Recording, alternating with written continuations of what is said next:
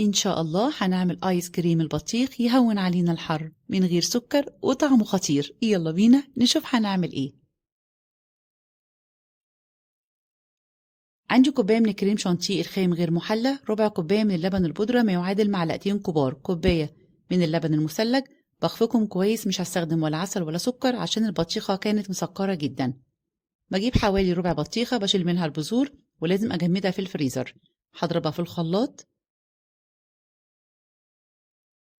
لغاية لما تديني شكل الآيس الجميل ده. هنزل على طول على الكريمة، طبعا الكريمة مثلجة والآيس هنا مثلج.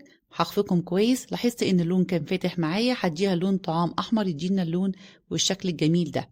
هاتي أي صينية موجودة عندك، هحط كده كيسين من التلاجة وهنزل على طول بالآيس كريم.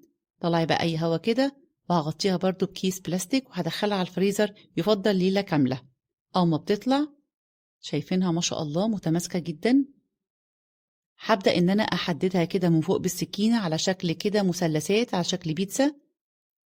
وهجيب أي عيدان ستيك، وعندي شوكولاتة، أي نوع شوكولاتة موجودة عندك، وأديها مسحة بسيطة كده وأحاول إن أنا أدخلها بالراحة عشان الآيس ما يتكسرش مني، بيتماسك معايا بسرعة. وأقطعها بقى على نفس الخطوط اللي أنا عملتها، تطلع معايا بالشكل الجميل ده. ممكن تاكليها كده، بس أنا حاولت إن أنا أعملها بشكل زينها بالشوكولاتة الخام البيضة، سيحتها طبعا على حمام مائي، وشوكولاتة الدارك أو الشوكولاتة الغامقة، وبرضو شوكولاتة الخضرة.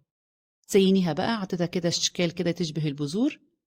ولو عجبكم الفيديو منسوش الاشتراك في القناة وتفعيل الجرس، وسيبولي تعليق حلو. سهلة وبسيطة، جربوها وبالهنا والشفا.